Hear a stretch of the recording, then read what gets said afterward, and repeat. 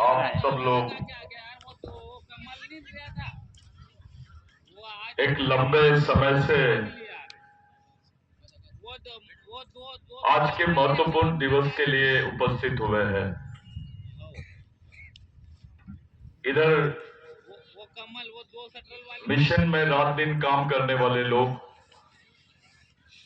Mission पर विश्वास करने वाले लोग, और उधर मिशन की विचारधारा का समर्थन करने वाले लोग, कुछ गणमान्य हमारे समाज के वरिष्ठ, हमारी माँ बहनें सब मौजूद है।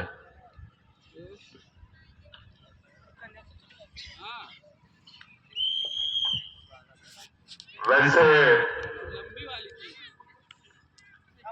आज का दिन हमारे लिए, आदिवासियों के लिए नहीं,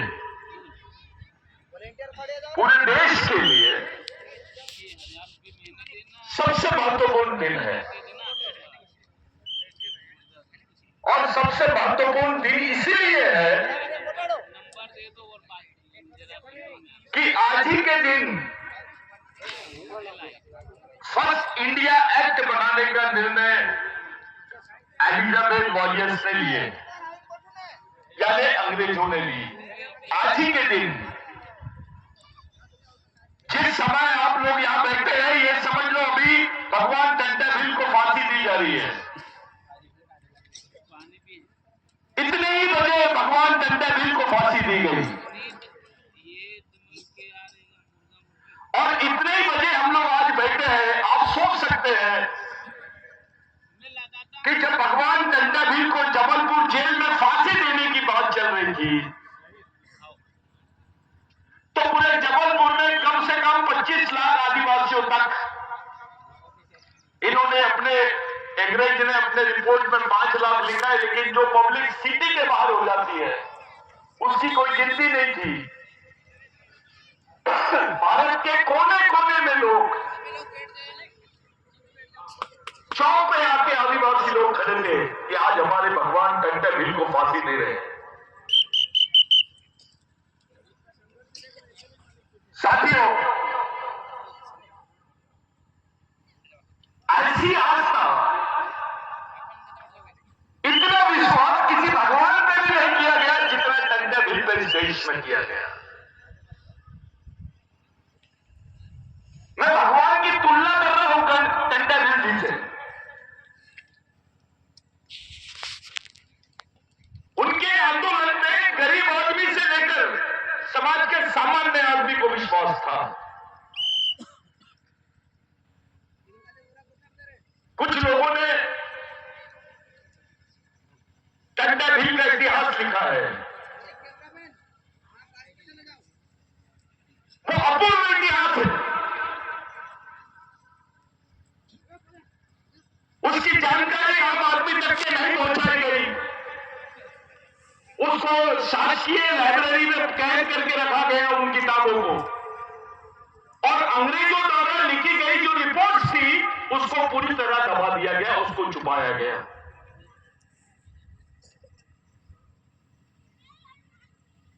अब टंटाबिल के बारे में ब्रिटेन की लाइब्रेरी में हमको रिपोर्ट्स मिलती है, लेकिन भारत में नहीं मिलती। परिस्थिति देखो कैसे बना दी। जिस टंटाबिल ने अंग्रेजों के खिलाफ में लड़ा,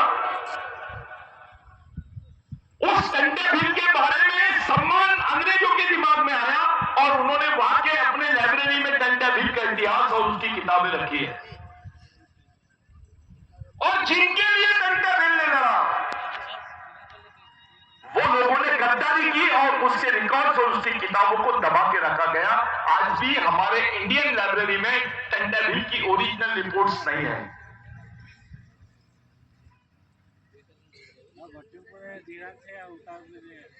खंडवा का इतिहास, मेलघाट का इतिहास, नागपुर का इतिहास, नागपुर की सेंट्रल जेल में भगवान टंटाबिल थे 1 साल तक। नागपुर के हाई कोर्ट में टंटा भील को, भगवान टंटा भील को फांसी की सजा सुनाई गई। यानी मध्य प्रदेश से लेकर महाराष्ट्र तक, यानी उस वक्त के सीपीएन बरार का जो क्षेत्र था, जिसको सेंट्रल प्रोविंस बोलते हैं, पहले प्रोविंस होता था, वो क्षेत्र में भगवान टंटा भील का जो काम था,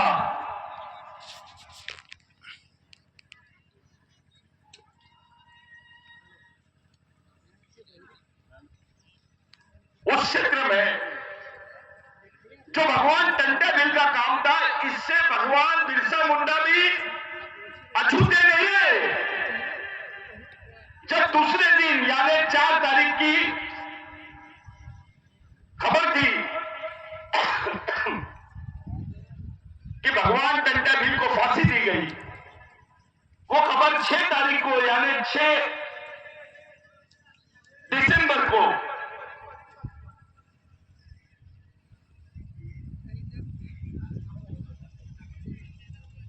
छोड़ दीजिए, हट जाओ।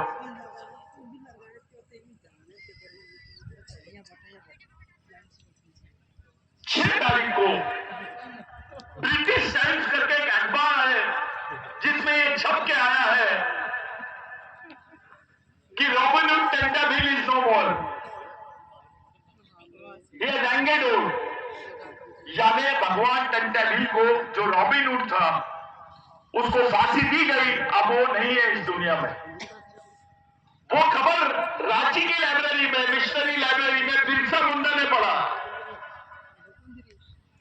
पहले जब मैं ये बात बोलता था तो लोगों को यकीन नहीं हुआ, लेकिन अब उसके प्रमाण मिल गए कि भगवान टंटा भील की मौत पर भगवान बिरसा मुंडा ने बोला कि मैं इनका अधूरा काम पूरा करूंगा।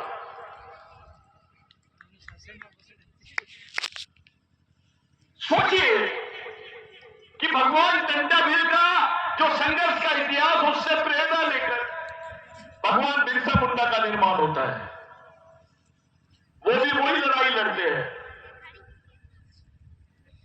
ये भगवान बिरसा मुंडा का और भगवान टंटा भील का संबंध है। साथियों, 6 दिसंबर को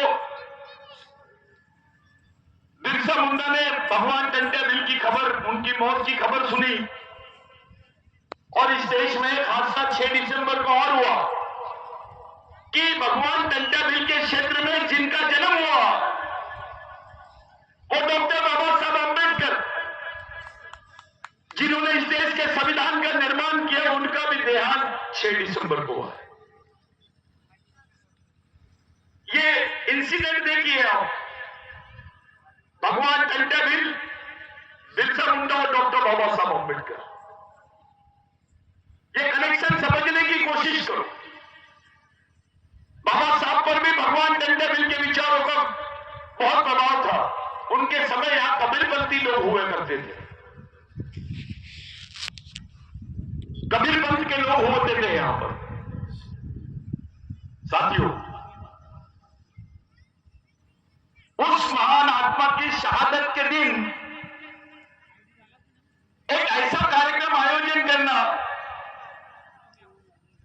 आखिर इस कार्यक्रम के पीछे का मुख्य उद्देश्य क्या है? सबके मन में आता होगा कि ये करना क्या चाहते हैं।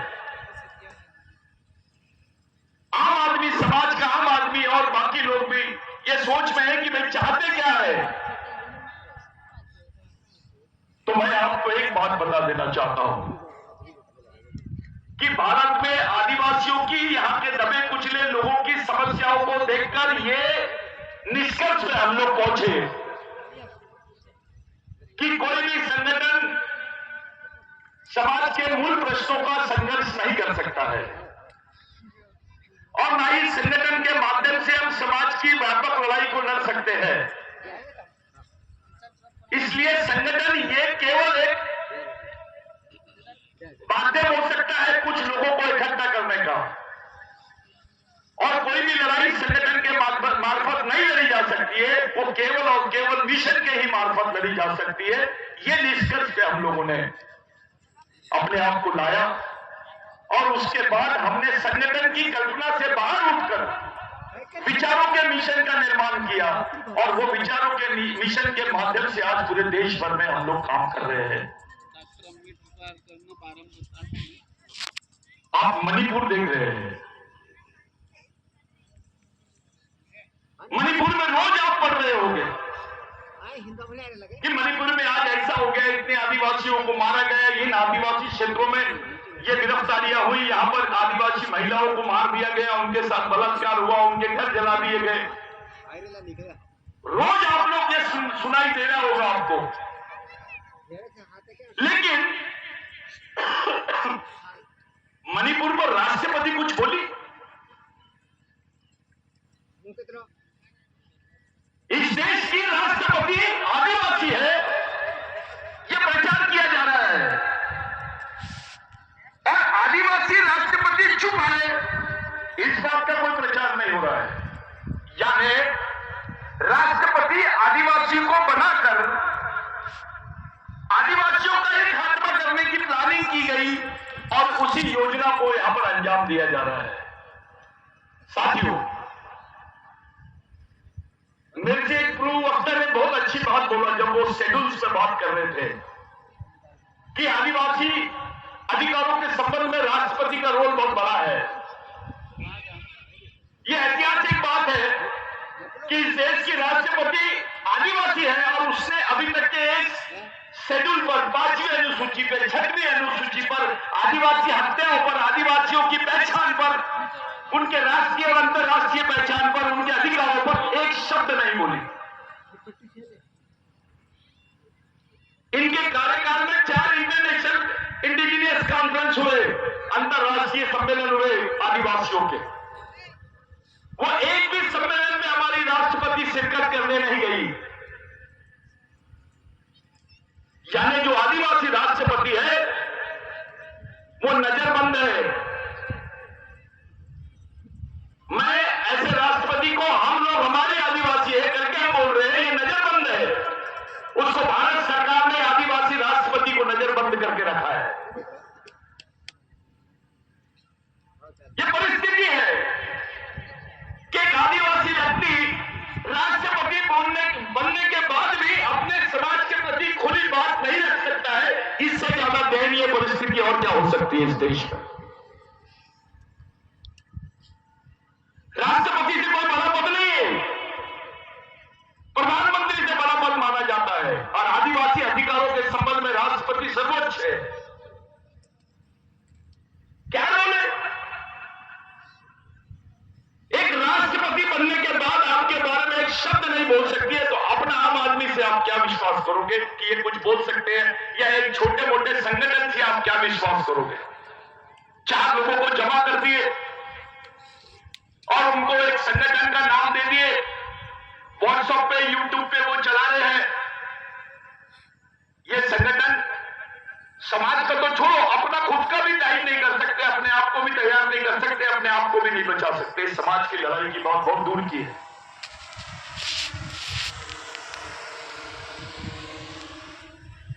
ये लड़ाई बहुत डिफिकल्ट लड़ाई है, ये सरल लड़ाई नहीं है।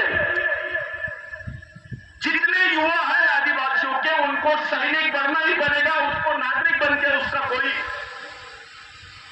उसको कोई रास्ता मिलने वाला नहीं है, वो बचने वाला भी नहीं। उसको सामाजिक सैनिक बनकर साथों साथ अपनी नागरिकता का जो कर्तव्य है उसको वहन करना पड़ेगा। लेकिन आपको सामाजिक सैनिक के रूप में ये जीवन जीना पड़ेगा अगर आप अपनी आने वाली पीढ़ी को देखना चाहते हो तो। अगर आप अपनी आने वाली पीढ़ी को देखना नहीं चाहते हो तो केवल नागरिक बन के रहो। भगवान टंटाभिल ने एक बात बड़ी प्यारी बोली, we are not citizens of India. हम इस देश के नागरिक नहीं हैं, हम इस देश के मालिक हैं। साथियों, मालिक और नागरिक दोनों में बहुत फर्क होता है। हमको मालिक बन के मर गए हो। जिस व्यक्ति ने इस देश के आदिवासियों को मालिक बनाया है, उसकी आज हम लोग श्रद्धांजलि, उसकी स्मृति दिन हम लोग मना रहे हैं। ये उनके शहादत को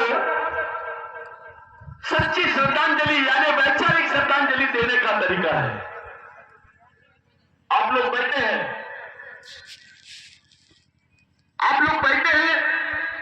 नॉर्मल नहीं बैठे आप एक टोपी लगा के बैठे, एक सिस्टम तरीके से बैठे, सिस्टमेटिक तरीके से आप लोग बैठे हैं। ये बैठक जो है अपनी आने वाली पीढ़ी को दिशा देगी, इन बच्चों को दिशा देगी कि आखिर मेरे को क्यों बिठाया गया था, क्या चाहते थे ये लोग। हमारी पिछली दो पीढ़ियों ने भगवान टंटा भील के विचारों के साथ गद्दारी की, उसको मारा ही नहीं। हमारे पढ़े लिखे लोगों ने भगवान बिरसा मुंडा, टंटा भील, इनके विचारों के साथ गद्दारी की है। मैं जब मध्य प्रदेश में हम लोगों ने सर्वे किया तो हमने ऐसा पाया, अपने ही कुछ आदिवासी नालायक लोग, गद्दार लोग भगवान टंटा भील को डकैत बोलते थे। पढ़े लिखे, कोई ऑफिसर है, कोई डॉक्टर है, वो भगवान टंटा भील को डकैत बोलते थे, डकैत। मैंने खुद सुना हुए, उसकी रिकॉर्डिंग्स है। कुछ नेता भी है उसमें, कुछ कमीने नेता भी है।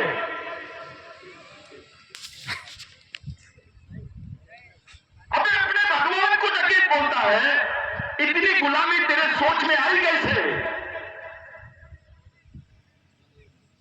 वहां से बिरसा ब्रिगेड ने ये काम को शुरू किया और हमने तय किया कि उस विचारों के आधार को पूरे समाज के जीने का आधार बनाएंगे। भगवान टंटा भील और हमारे क्रांतिकारियों के विचारों को समाज के जीने की जीवन पद्धति बनाएंगे। वो केवल हमारे लिए विचार नहीं है, वो हमारे लिए जीने का रास्ता भी है। और उसी विचारों को लेकर इस मूवमेंट को शुरू किए। गवर्नमेंट के पास रिकॉर्ड नहीं था। हमारा एक बेशरम मिनिस्टर है, उसको जब बोला गया कि यार भगवान टंटा भील का आप लोग शहादत दिन मनाते, जन्मदिन क्यों नहीं मनाते? तो बोले जन्मदिन का कोई रिकॉर्ड नहीं है। बाद में पता चला कि जन्मदिन इसलिए नहीं मनाते क्योंकि भगवान टंटा भील का जन्मदिन 26 जनवरी को है। और इनको मालूम हो गया था कि भगवान टंटा भील का जन्मदिन राष्ट्रीय स्तर पर 26 जनवरी को मनाएंगे तो लाल किले में जो झंडा पहनता है उस पर पहला फोटो भगवान टंटा भील का होना चाहिए, क्योंकि इस देश का मालिक है वो। उस लड़ाई को अंजाम दिया है। भारत के इतिहास में 17 साल तक सशस्त्र संघर्ष करने का इतिहास केवल और केवल भगवान टंटा भील के हिस्से में आता है। भगवान रामोजी भांगरे, भगवान बाबूराव शर्मा के, भगवान रेंगा कोटकू, हमारे जितने क्रांतिकारी इनके इतिहासों को आप देखिए, उसमें एक अलग टाइप का इतिहास भगवान टंटा भील के साथ जुड़ा हुआ है।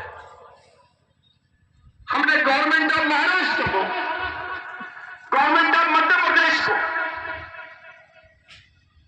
मेमोरेंडम दिया और एंथ्रोपोलॉजिकल डिपार्टमेंट ऑफ इंडिया यानी मानव शास्त्रीय विभाग जो है,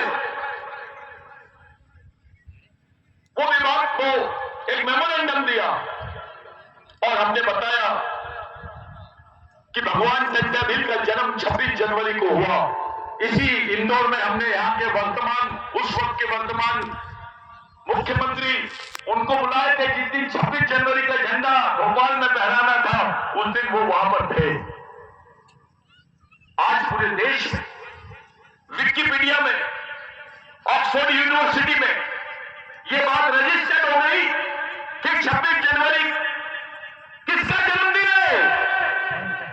जम के बोलो, किसका जन्मदिन है? टंटा भील का। देश की आजादी या स्वाधीनता दिवस जिसको रिपब्लिक डे जो बोल रहे हो, 1950 से जो हमने मनाना शुरू किया, ये तो 1950 को बनाए रिपब्लिक डे, लेकिन उस वक्त 10,000 ग्राम सभाएं, जिनको आज आप लोग जानते हैं, छोटे छोटे गांव में हमारी पंचायत होती है, वैसे 10,000 ग्राम सभा को भगवान टंटाबिल संचालित करते थे। तब कोई साधन नहीं थे, फोन वोन कुछ नहीं था, एक टेक्निक थी। भगवान टंटाबिल यहां पे बोल देते थे, सुबह तो शाम तक के खबर मेलघाट में और नागपुर में पहुंच जाती थी। आजाद देश बाद में हुआ। 26 जनवरी का जो पर्व है, इस देश में पहले से मनाया जाता है।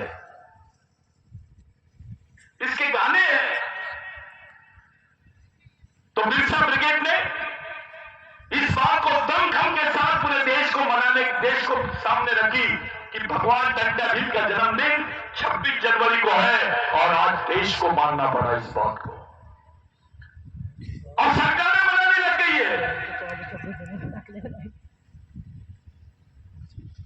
तब तक के भगवान टंटाबिल मालूम नहीं था। अब इंदौर में पुतला बैठ गया, उसके नाम से रेलवे स्टेशन कर रहे हैं लोग, उसके नाम से इंटरनेशनल लाइब्रेरी की बात कर रहे हैं। अब इनकी नजर पाताल पानी की जमीन पर है। साथियों, अपने ही लोग जो उनके पालतू बन गए हैं, हम किसी पार्टी का, किसी व्यक्ति का या किसी जाति का विरोध नहीं कर रहे, वैचारिक विरोध कर रहे हैं।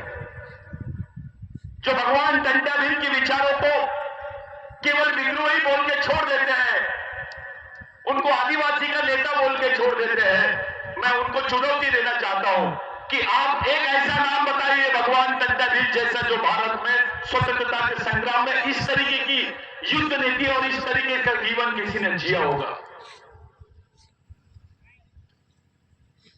आदिवासियों के शहीद है तो वो राष्ट्र के नहीं, देश के शहीद नहीं है, वो केवल आदिवासियों के शहीद है।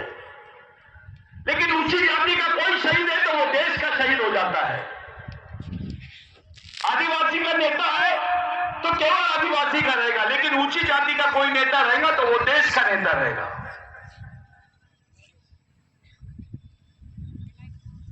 ये इस पॉलिटिक्स को समझने की कोशिश करना है हमको। साथियों, हम यहां पर 4-5 बिंदुओं में बात करेंगे खासकर। पहला यह था कि हम संगठन पे विश्वास क्यों नहीं करते। हम संगठन पे विश्वास इसलिए नहीं करते कि संगठन विचारों पे खड़ा नहीं होता है, संगठन आचारों पे और प्रश्नों पे खड़ा होता है, समस्या पे खड़ा होता है। संगठन की जो नींव रहती है वो प्रश्नों पर, समस्याओं पर और एक दूसरे के संबंधों पर खड़ी होती है।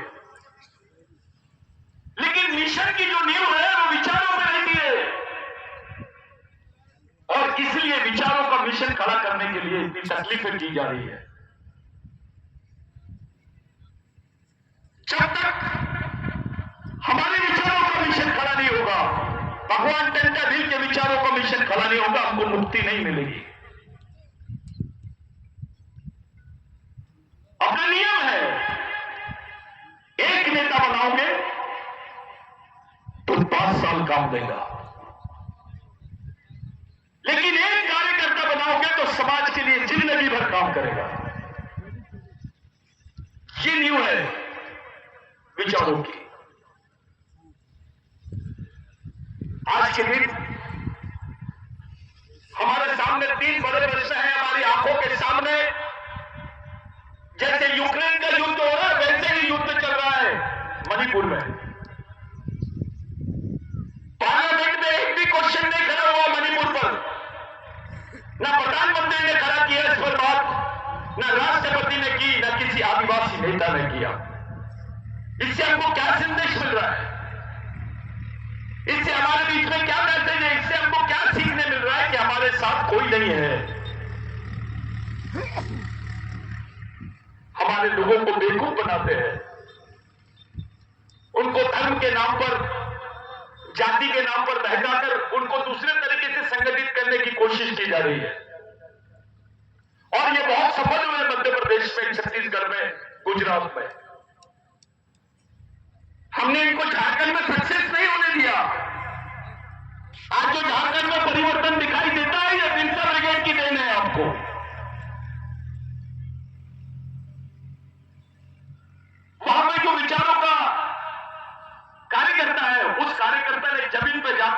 की है। हम किसी पार्टी के पक्ष में नहीं थे, लेकिन एक विचार के खिलाफ में हम जरूर हैं। साथियों, आदिवासियों में कोई वैचारिक मूवमेंट खड़ी नहीं होनी चाहिए। ऐसा केवल हमारे शत्रु नहीं सोचते, हमारे नेता भी सोचते हैं। इनसे भी सावधान रहना पड़ेगा। आपका इस्तेमाल केवल पार्टियों के लिए किया जा सकता है, संगठन के लिए किया जा सकता है, आंदोलन के लिए किया जा सकता है, समाज के लिए नहीं हो रहा है। आपका इस्तेमाल समाज के लिए होना चाहिए पहले, उसके बाद आपकी जो उपयोगिता है, आपका जो जीवन है, उस पर सबसे पहला अधिकार जो है वो समाज का है।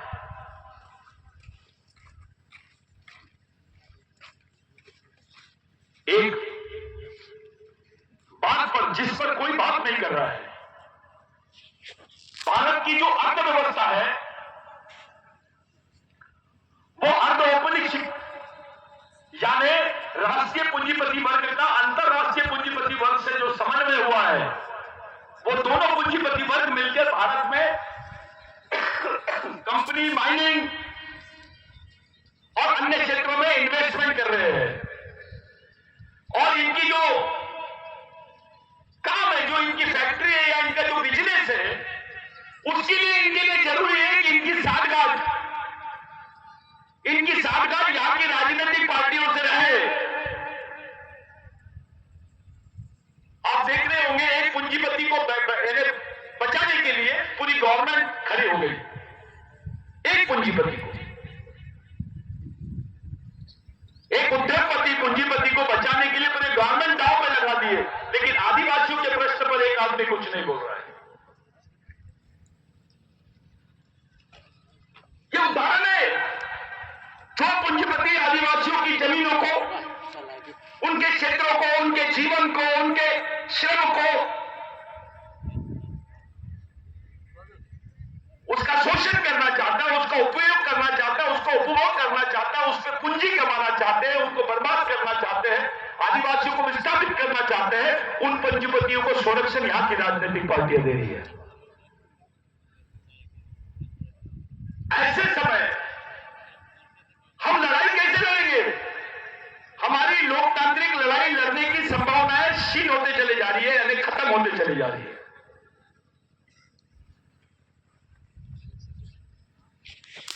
और उस लड़ाई को लड़ने के लिए हमारे पास जो साधन चाहिए, हमारे पास जो ब्रेन बैंक चाहिए, हमारे पास जो आर्थिक आवश्यकता चाहिए हमारे लिए, वो उपलब्ध नहीं है। आपको दिख रहा है ये मिशन चल रहा है करके, लेकिन बहुत विपरीत परिस्थितियों में काम कर रहे हैं इसके लिए, बहुत विपरीत परिस्थितियों। भारत में 60% विदेशी पूंजी आ सकती है, उसके लिए भारत वर्ल्ड बैंक से लोन ले सकता है, यानी भारत WTO के साथ में खड़ा रहेगा, IMF के साथ में खड़ा रहेगा, यानी इंटरनेशनल मॉनेटरी फंड, जिसको अंतरराष्ट्रीय फंड बोलते हैं। ये सब चीजें भारत अंतरराष्ट्रीय स्तर से वर्ल्ड बैंक से पैसा लेगा, लेकिन अंतरराष्ट्रीय यानी UN के साथ भारत जुड़ेगा। लेकिन UN में जहां आदिवासियों के अधिकारों की बात आती है, भारत वहां चुप रहेगा। साथियों, ये पूंजीपतियों के कहने पर, इन बहुत बड़े व्यापारी साम्राज्यवादी मानसिकता के लोगों के कहने पर ही भारत सरकार ने अभी तक नहीं बोली है कि भारत में आदिवासी रहते हैं करके। हम जब बोलते हैं कि नहीं, हमारी राष्ट्रीय और अंतरराष्ट्रीय दोनों पहचान होनी चाहिए, भारत के संविधान में हमारी पहचान आदिवासी के रूप में है, तो अंतरराष्ट्रीय संविधान में यानी यूनाइटेड नेशन संयुक्त राष्ट्र के संविधान में हमारी पहचान भी आदिवासी के रूप में होनी चाहिए। क्योंकि आज से 7 साल 8 साल बाद में जब ग्लोबलाइजेशन सेचुरेशन की तरफ जाएगा, तो विश्व का एक ही संविधान बनेगा। उस अंतरराष्ट्रीय संविधान में जब तुम्हारी पहचान नहीं रहेगी तो तुम्हारी पीढ़ी कैसे जिंदा रही? अरे आपको आदिवासी करके पहचान थी तो जमीन बची, आपका जीवन बचा। भारत के संविधान में आपके अधिकार सुरक्षित है करके आप भारत में कुछ जिंदा हो, तुरंत सुरक्षित हो। अंतरराष्ट्रीय संविधान में आपके अधिकार नहीं रहेंगे तो आप सुरक्षित कैसे रहोगे? वहां तो कोई बिरसा मुंडा नहीं है, वहां तो कोई अंबेडकर नहीं है, वहां महात्मा फुले नहीं है, वहां टंट्या भील नहीं है। जब एक बात साथी ने बहुत अच्छी बोली कि जो 5th शेड्यूल है, 6th शेड्यूल है, ये प्री कॉन्स्टिट्यूशन राइट्स है, ये संविधान बनने के पहले के राइट है। इसके लिए कुर्बानी दी गई, इसके लिए लाखों आदिवासियों के गर्दन कटे, उनकी जिंदगी गई,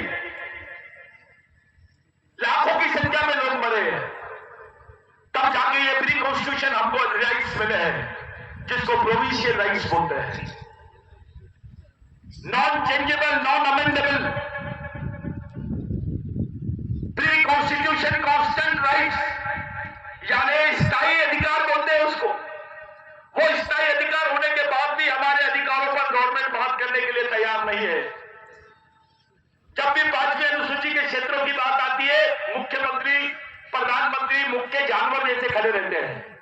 और उससे सबसे शर्म की बात है, हमारे 60 नेता, हमारे बैल नेता,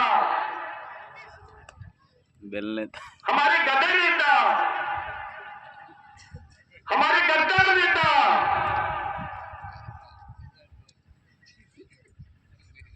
चुपचाप रहते हैं।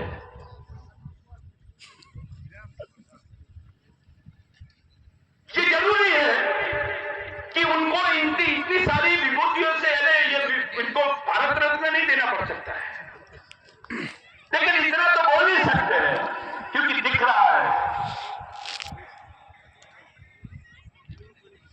साथियों, जो घटना मणिपुर में हुई मध्य प्रदेश में नहीं होगी, इसकी कोई गारंटी है क्या? मणिपुर में आदिवासी संसाधनों के लिए इतना बड़ा झगड़ा शुरू हुआ है। मध्य प्रदेश में उससे ज्यादा आदिवासियों के पास में संसाधन है। यहां झगड़ा होगा तो क्या करोगे आप?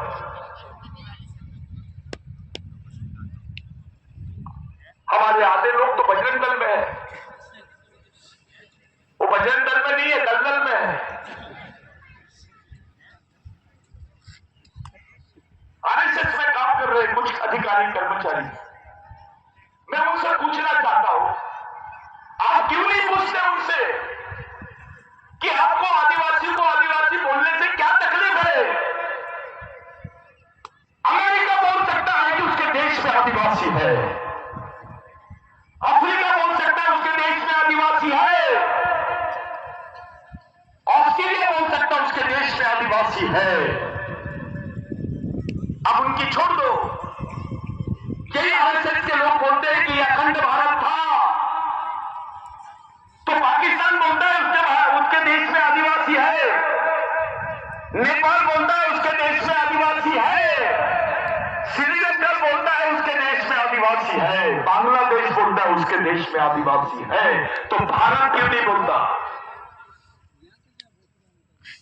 जो मोहनजोदाड़ो हड़प्पा का जो आधा क्षेत्र है वो भारत में, आधा पाकिस्तान में है।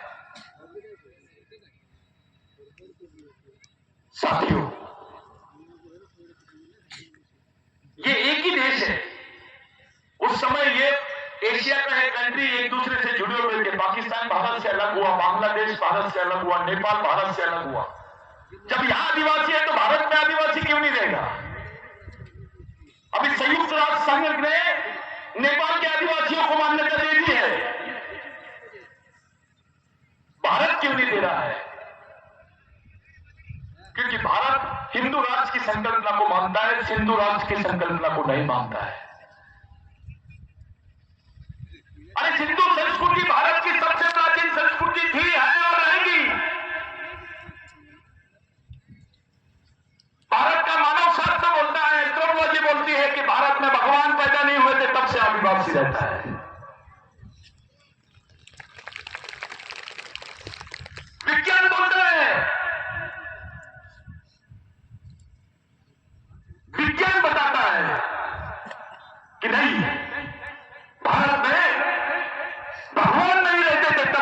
आदिवासी रहते हैं। फिर भी आप बोलते नहीं कि भारत में आदिवासी है। अभी ईवीएम का मैटर बहुत चल रहा है। ईवीएम में गड़बड़ी हो गई, सब लोग पकड़ लिए। जिस गांव में 1600 वोट है वहां पर 2300 वोट मिले। इनका पराक्रम देख लो कैसा है, कितना एडवांस है भारत। विश्व गुरु इसीलिए माना जा रहा है अपने को कि जहां 2300 वोट है वहां 3400 4300 वोट पड़ते हैं। आपको मालूम भी नहीं आपका वोट किधर चले गया।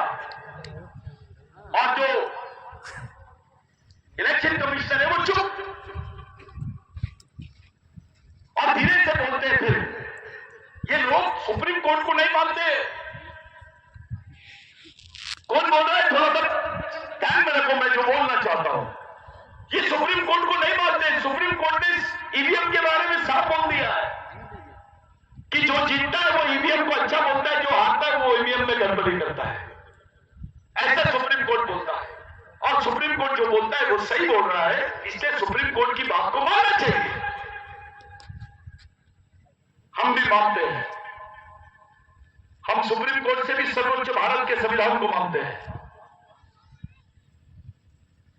उसको सुप्रीम बोलते हैं, supreme law. Constitution is the supreme law, यानी सर्वोच्च कानून यानी संविधान है, सुप्रीम कोर्ट नहीं है। इसी सुप्रीम कोर्ट ने 2010 में बोला नंदा भाई बहन की केस में, जिसको बिरसा ब्रिगेड नहीं लड़ा है, उस लड़ाई को जीते भी है। सुप्रीम कोर्ट ने जजमेंट दिया कि आदिवासी इस देश का मूल मालिक है, वो इसको, ये प्रथम नागरिक है, इसको मूल निवासी होने का सम्मान मिलना ही चाहिए। सुप्रीम कोर्ट ने बोला। भारत सरकार क्यों नहीं मान रही है? ईवीएम की बात को बराबर मानते हैं, आदिवासी की बात को क्यों नहीं मानते? ईवीएम की बात को क्यों नहीं मानते? ईवीएम की बात मंजूर है, इलेक्ट्रॉनिक वोटिंग मशीन, उसकी बात को आप मान रहे हो, उस पर सुप्रीम कोर्ट की बात को मान रहे हो। ईवीएम आदिवासी विचार मंच,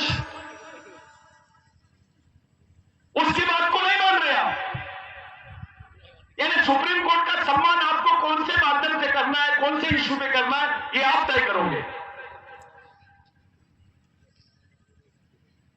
भगवान राम को यहां पे न्याय मिल जाता है, लेकिन आदिवासियों को न्याय नहीं मिलता है। उस लड़ाई को लड़ने के लिए ही तय करना है हमको कि हमारा मिशन कैसा हो। आप लोग बहुत बड़ी नींव डालने जा रहे हैं। आपकी आने वाली पीढ़ी आपको भगवान मानेगी, क्योंकि आप भगवानों को आंदोलन चला रहे हैं। तंटावीर को हम क्या बोल रहे हैं? भगवान। बिरसा मुंडा को क्या बोलते हैं? राघोजी बांगड़े को क्या बोलते हैं? बाबूराव शर्मा के को क्या बोलते हैं? ये हमारे भगवान हैं। इनकी विचारों का मूवमेंट हम चला रहे हैं, यानी भगवानों की विचारों का मूवमेंट चलाने वाला आदमी भगवान। जीओडी का गॉड, जी फॉर गार्जियन यानी पालक, ओ फॉर ओनर यानी मालक, डी फॉर ड्राइवर यानी चालक, समाज का पालक, चालक और मालक। ऐसे आदमी को भगवान बोलते हैं, लेकिन उल्टा हो गया है। डॉग, वो जीओडी गॉड था ना, वो डीओजी डॉग हो गया। कुत्ता गया वो। आपका भगवान ही कुत्ता बन गया है, पालतू हो गया वो उधर। वो कैसे भगवान बगावत करेगा, कैसे विद्रोह करेगा, कैसे इन क्रांतिकारियों को याद करेगा?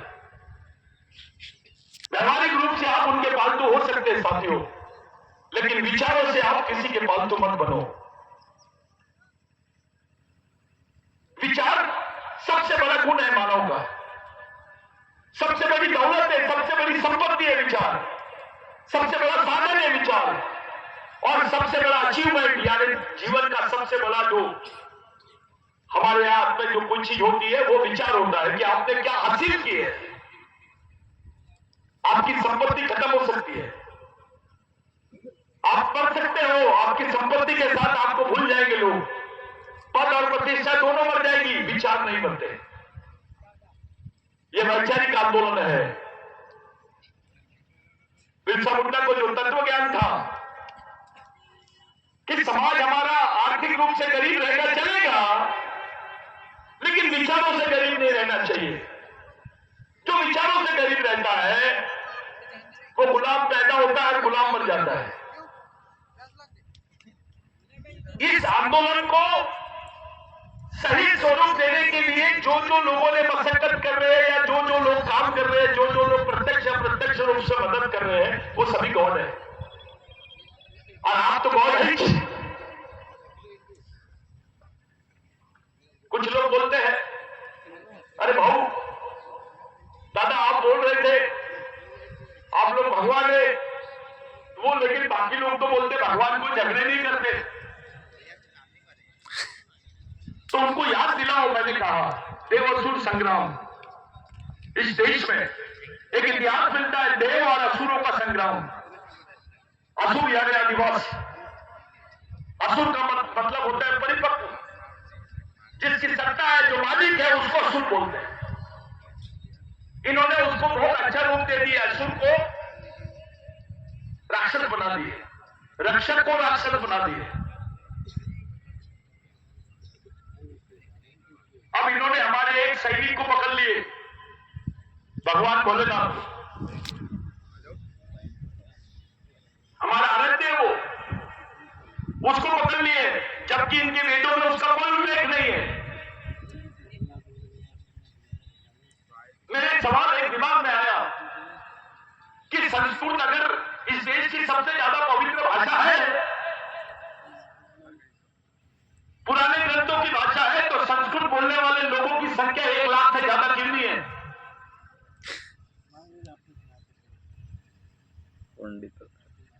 आज हमारी भील भाषा, बेलारी भाषा, बिलाटी भाषा, पावरा भाषा, उधर मावड़ी भाषा, कोंडी भाषा, मुंडारी भाषा बोलने वाले लाखों की नहीं, 20-20 लाख, 1-1 करोड़ तक की इनकी जनसंख्या है। लेकिन इन भाषाओं को राष्ट्रीय भाषा का दर्जा नहीं मिला, संस्कृत को राष्ट्रीय भाषा का दर्जा दिया गया। बहुत जल्दी उसको राष्ट्रीय भाषा का दर्जा दे दिया गया। हमारे पढ़े लिखे लोग संस्कृत के मंत्र बोलते हैं। अबे शंकर भगवान को आती क्या? उसको तो मिलना नहीं समझती, उसको तो आदिवासी भाषा समझती है, जंगली भाषा समझती है। आदिवासी संस्कृति को समझने के लिए आदिवासी तत्वज्ञान और आदिवासी भाषा ही उपयोग में आएगी। आदिवासियों के पास तंत्र होते, मंत्र नहीं होते। आर्यों के आने से पहले भी हमारा यहाँ पर साम्राज्य था, सिंधु संस्कृति स्थापित थी, मोहनजोदारो हड़प्पा की संस्कृति थी। इसके प्रमाण है, विश्व के सभी इतिहासकारों ने मान लिया इसको। यही लोग नहीं मान रहे, सिर्फ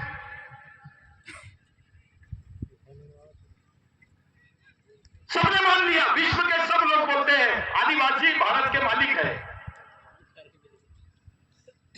यही लोग नहीं बोलते। मामला क्या है? अभी ईरान के लोगों ने यूनाइटेड नेशंस में बोला कि हम भारत में गए थे, वहां पर बिरसा ब्रिगेड ने इंटरनेशनल कॉन्फ्रेंस लिया था, हम आदिवासियों के बीच में गए। यह बात यूनाइटेड नेशंस में उठी, संयुक्त राष्ट्र संघ में उठी। यही लोग नहीं मान रहे, ये जीत पे अड़े हैं कि हम आदिवासियों को आदिवासी नहीं रहने देंगे। आपको आपकी पहचान के साथ आपके अस्तित्व को खत्म करने का षड्यंत्र ही इनका धर्म युद्ध है। आप अपनी पीढ़ी को क्या जवाब दोगे मेरे भाइयों? ये लड़ाई, ये चिल्लर लड़ाई नहीं है। किसी को विधायक बनाना है, किसी को सांसद बनाना है, किसी को मंत्री बनाना है, कोई चीज पे थोड़ा लड़ाई झगड़ा करके कब्जा कर लेना है, ऐसी लड़ाई नहीं है। ये लड़ाई के लिए सबसे पहली चीज है आपकी वैचारिक क्षमता।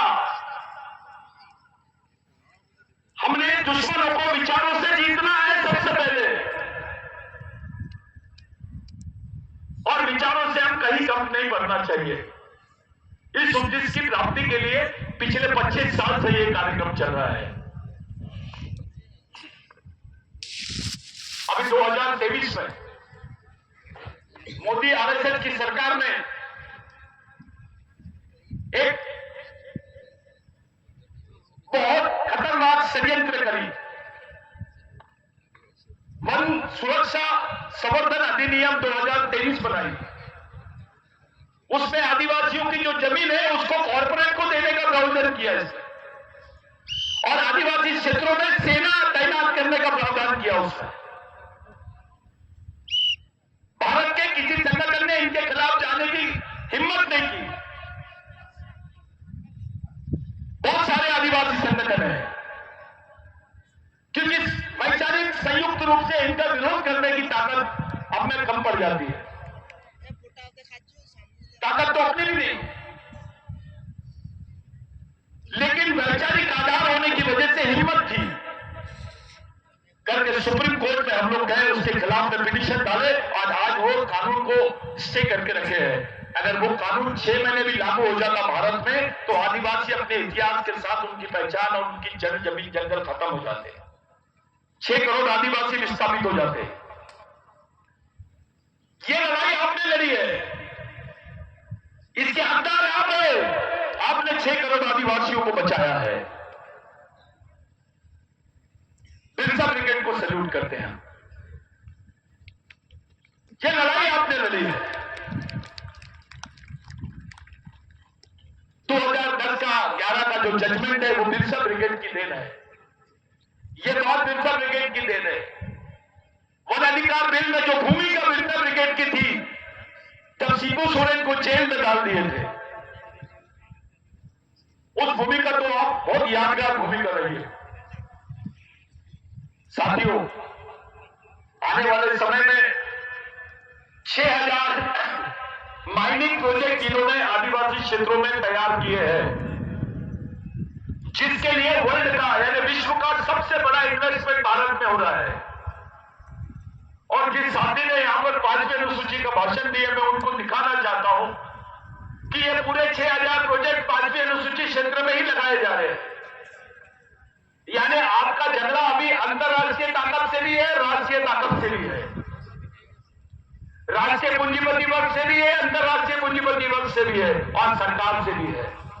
ऐसे समय अगर आपको प्रोटेक्शन चाहिए तो आपको इंटरनेशनल कोर्ट में और इंटरनेशनल कॉन्स्टिट्यूशन के थ्रू ही प्रोटेक्शन मिलेगा। इसलिए आपकी पहचान संयुक्त राष्ट्र संघ में होना बहुत जरूरी है। आपने कुछ भी किए तो ये लोग आपको स्टैंप मार देंगे, नक्सलवादी।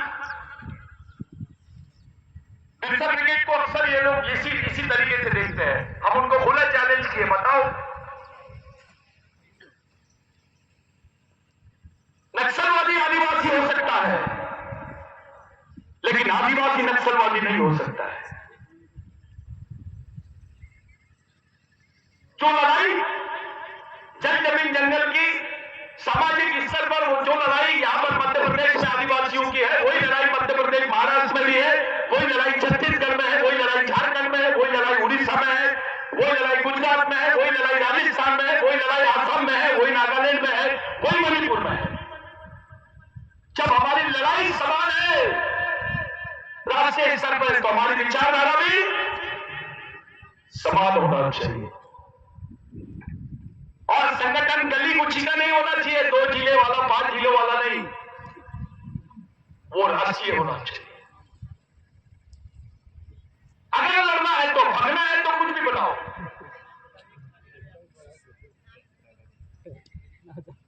लड़ना है तो राष्ट्रीय संगठन होना बहुत जरूरी है अगर लोकतांत्रिक लड़ाई लड़नी है तो। इसलिए इतना व्यापक संगठन अगर आपको बनाना है राष्ट्रीय अंतरराष्ट्रीय स्तर पे, तो इसके लिए वैचारिक मिशन ही जरूरी है। वही एकमात्र पर्याय है, दूसरा कुछ भी नहीं है। और वैचारिक आधार जब तक कि आपके पीछे नहीं रहेगा, आप मानसिक रूप से तैयार नहीं रहेंगे, मानसिक रूप से तैयार नहीं रहेंगे, आप इतनी बड़ी लड़ाई को लड़ नहीं सकते। जिस आदमी को मालूम ही नहीं उसका दुश्मन कौन है, वो लड़ेगा किससे?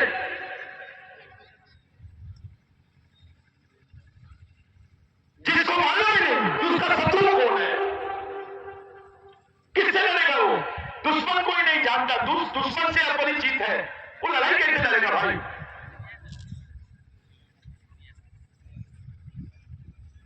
तो विचारधारा जो है, मूवमेंट में जो विचारधारा है, संघर्ष में जो विचारधारा का काम है, वो आपको दोस्त और दुश्मन की पहचान कराती है।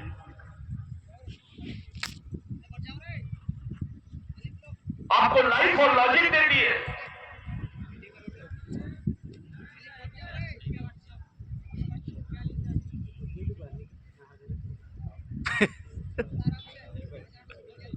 और विचारों की लड़ाई लड़ने के लिए घर घर तक, घर घर से लोग निकलना चाहिए, लड़कियों ने सामने आना चाहिए, युवाओं ने सामने आना चाहिए, कर्मचारियों ने सामने आना चाहिए। ये लोकतांत्रिक लड़ाई है, संवैधानिक अधिकारों की लड़ाई है। इसमें कोई कर्मचारी को डरने की जरूरत नहीं है, किसी अधिकारी को डरने की जरूरत नहीं है। मैं आखिरी मुद्दा आपके सामने रखता हूं साथियों। भारत में 4800 संगठन है जिनके रजिस्ट्रेशन है और वो बड़े स्तर पे काम कर रहे हैं। आदिवासियों 4800 संगठन, भारत में 11000 एनजीओ है, संगठन 480 है, लेकिन एनजीओ 11000 के ऊपर है। जो अंतरराष्ट्रीय स्तर के फंड और गवर्नमेंट के फंड में काम कर रहे हैं, जिसमें से केवल 40 आदिवासियों के हैं। 11000 में कितने? बाकी सब गैर आदिवासियों के एनजीओ है।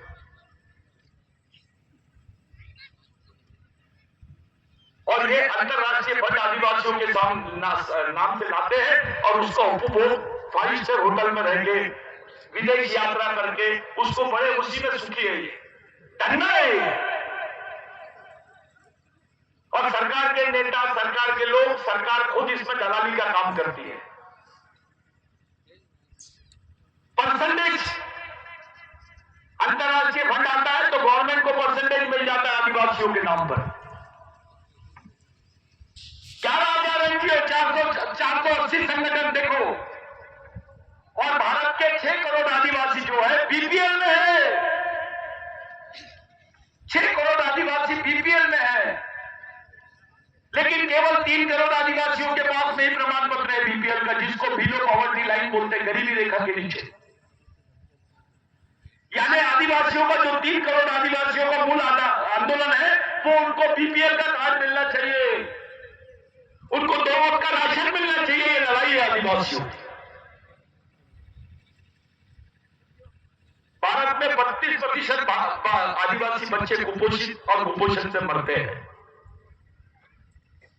92% यानी 92% आदिवासी युवा बेरोजगार है।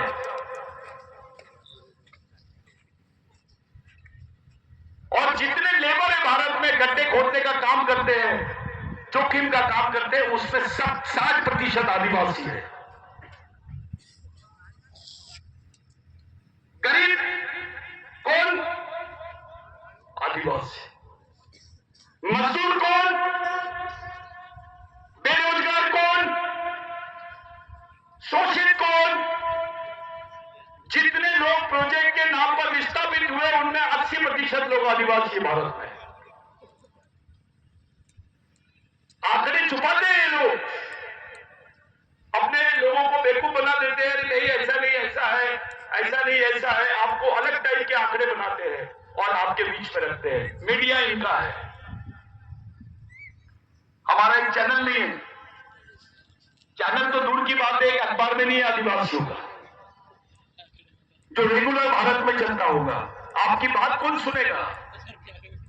आपकी बात आपके भाई तक आप कैसे पहुंचाओगे? ये सोशल मीडिया पे भी कंट्रोल उनका है। वो चाहेंगे आपकी न्यूज को स्प्रेड होने देंगे, वो नहीं चाहेंगे आपकी न्यूज को कट कर देंगे। ऐसी विपरीत परिस्थिति में हम लोग फंसे हुए हैं। ना नेता हिम्मत कर पा रहा है, क्योंकि नेता को लगता है मैं इधर का भी नहीं रहूंगा, उधर का भी नहीं रहूंगा। समाज कमजोर है, मैं लड़ूंगा कैसे पार्टी से? तो वो सरेंडर हो जाता है पार्टी को। वो हिम्मत नहीं कर पा रहा है। अधिकारी डरा हुआ है, वो पुलिस से कम आरएसएस के लोगों से ज्यादा डरता है।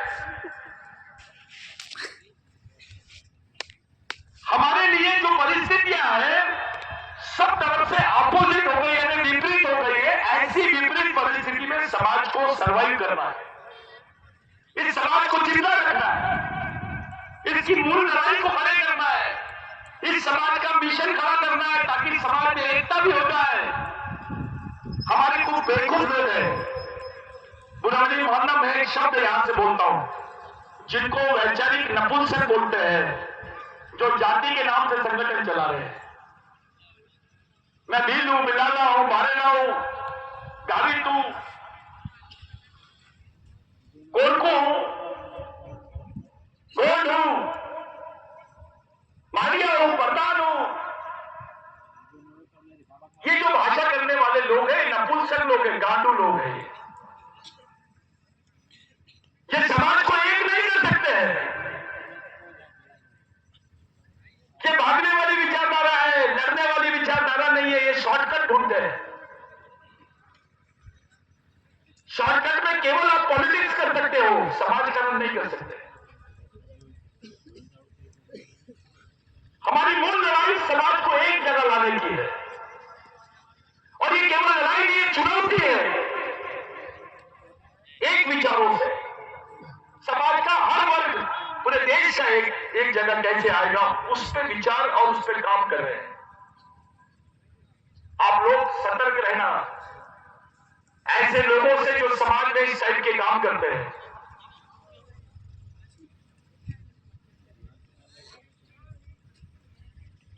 आप लोग ऐसे लोगों से सतर्क रहना। मैं इसलिए बोल रहा हूं कि साइंस ने डीएनए रिपोर्ट में बता दिया कि आदिवासियों का डीएनए पूरे आदिवासियों का समान है, वर्ल्ड के, केवल भारत के नहीं। जब भारत सिंधु भारत था तो आप लोग एक जगह थे, एक संस्कृति के अधीनस्थ थे। भारत के जितने आदिवासी हैं वो शिव को अपना आराध्य मानते हैं, राम को नहीं मानते, हनुमान का रिस्पेक्ट करते हैं। अपने खेत के पास में एक लाल पत्थर रख देते, उसको सिंदूर लगा देते, वो हनुमान बन जाता है। एक पत्थर रहता है, वो लिंगपिंड बन जाता है। वो शिव को अपना आराध्य मानते हैं। उसके इर्द गिर्द सिंधु संस्कृति में हम लोग दिखाई देते हैं।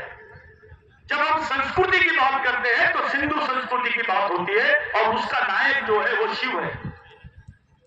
शिव भगवान नहीं, हमारे लिए आराध्य, हम शिव की मां को भी मानते हैं। इनको शिव तक की समझ में आया होगा, उसकी मां का कोई अध्ययन नहीं होगा, इनके ग्रंथों में कोई इसका उल्लेख नहीं है।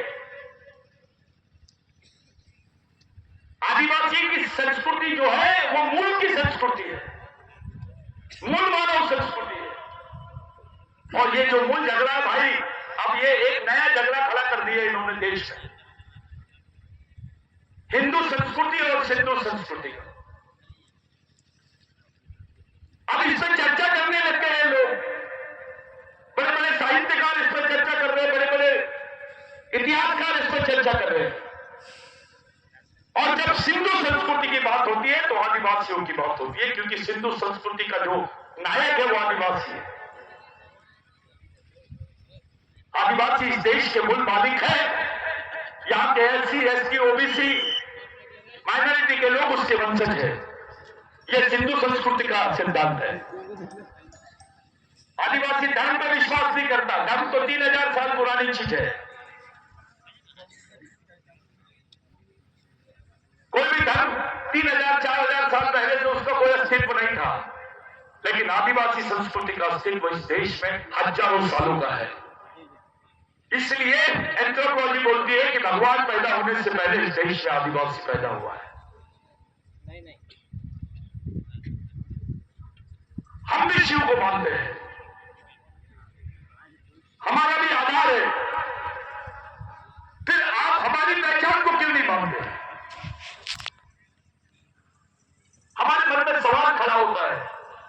आदिवासी किसी धर्म का, किसी समाज का, किसी संस्कृति का विरोध नहीं करता है, लेकिन आदिवासियों का इनकी विरोध क्यों हो रहा है? जिसके बदन पे कपड़े नहीं है, जिसके पेट में रोटी नहीं है, जो एक घास के घर में रह रहा है, ऐसे आदमी का आप विरोध क्यों कर रहे हो? इसके पीछे में एक षड्यंत्र है जिसको आपको समझने की जरूरत है। साथियों, आप लोग मिशन चलाओ, मूवमेंट चलाओ, अपने आप को मिशनरी समझो, समाज का सैनिक समझो, अपनी जवाबदारी को समझो, समाज के साथ ईमानदारी और समझदारी, ये दोनों चीजों आप लोग पालो, उसको रखो। आपकी सामाजिक ईमानदारी और सामाजिक समझदारी ही आपके समाज को खड़ा कर सकती है। अध्ययन करो, लिटरेचर्स पढ़ो, अपोजिट लिटरेचर्स भी पढ़ो, उनकी न्यूज भी देखो और अपने से जुड़े हुए लिटरेचर्स को भी पढ़ो, उसको भी समझने की कोशिश करो और मूवमेंट से जुड़े रहो। इसका आर्थिक विकास कैसे होगा, गांव-गांव हम लोग कैसे जोड़ेंगे, समाज का गरीब आदमी भी कैसे जुड़ेगा, और अभी आपको डेवलपमेंट बता रहा हूं मैं। मूवमेंट में एससी कम्युनिटी के भी लोग काम करने लग गए हैं, ओबीसी भी आ रहे हैं, मुस्लिम भी आ रहा है, क्रिश्चियन भी आ रहा है। हर समुदाय का आदमी अभी बिरसा ब्रिगेड की तरफ पलट रहा है, क्योंकि ये घर वापसी है। वो अपनी मूल संस्कृति की तरफ लौटना चाहता है, क्योंकि वो भी कहलाना चाहता है कि मैं भी इस देश का मालिक हूं। हम इस देश के भाईचारे को, इस देश की संस्कृति को और हमारे संविधान को जिंदा रखते हुए अपने आप को, अपनी पहचान को और अपने अधिकारों को जिंदा रखने की लड़ाई लड़ रहे हैं। हम असंवैधानिक नहीं हो सकते हैं। जो हमको असंवैधानिक बोल रहे हैं, उनको समझ में आ गया है कि ये लड़ाई संवैधानिक तरीके से लड़ रहे हैं, इसलिए इनको असंवैधानिक बोलना जरूरी है। आज के दौर में हर आदमी एक मीडिया से भ्रमित होते चले जा रहा है। आपको धर्म कोड की बात नहीं करनी है, आपको सांस्कृतिक कोड की बात करनी है, क्योंकि पूरे भारत के आदिवासियों का धर्म समान है ऐसा कोई नहीं बोल सकता, लेकिन आदिवासियों की संस्कृति समान है ऐसा बोल सकते हैं। We need common cultural code, CCC, common cultural code, समान सांस्कृतिक कोड, इसकी जरूरत है आदिवासियों को। आज के दिन आप तमाम लोग ये पॉम्पलेट, पोस्टर, ये आपके लिए है। हम लोग सामूहिक सामाजिक दीक्षा लेंगे और वो सामूहिक सामाजिक दीक्षा लेते वक्त हम सब लोग खड़े रहेंगे, पूरे कैडेट्स हमारे साथ में रहेंगे। कोई ऐसी चीज जिससे तुमको मन में कोई शंका आई होगी, किसी गैर आदिवासी भाई को बुरा लगा होगा, यहां तक कि हम ब्राह्मणों के भी खिलाफ बने। ये बिरसा ब्रिगेड है जिसने साबित किया है कि इनके विचारों से ब्राह्मणों को भी न्याय नहीं मिला है। आज ब्राह्मण भी आपको किसी भैया मार के सामने चौकीदारी करते हुए दिख रहा है, तो इनकी धार्मिक सोच उनके लिए भी सच्ची नहीं है। साथियों, आप लोगों से मैं विनती करता हूं कि हम अपने शहीदों को सच्ची आदरांजलि देने के लिए, उनको हाजिर नाजिर रखकर सामाजिक शिक्षा और सामाजिक दीक्षा देने के लिए और शिक्षा लेने के लिए, दीक्षा और शिक्षा लेने के लिए, उनके विचारों की शिक्षा और दीक्षा लेने के लिए आप लोग सब यहां आए हैं।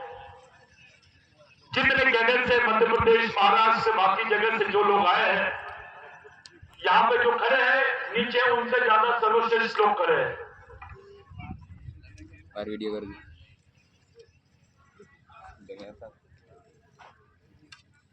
को सही रे काय मारलं मी सोमवेती मारलं।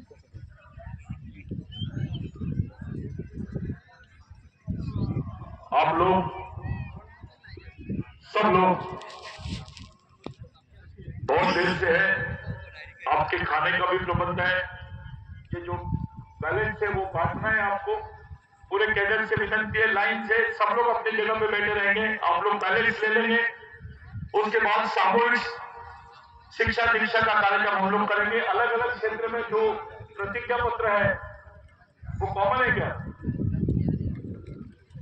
अच्छा, एक है। और आप लोग ये 3 घंटे 4 घंटे अलग अलग लगा देना ताकि लाइन से वो लोग बाद में आएंगे।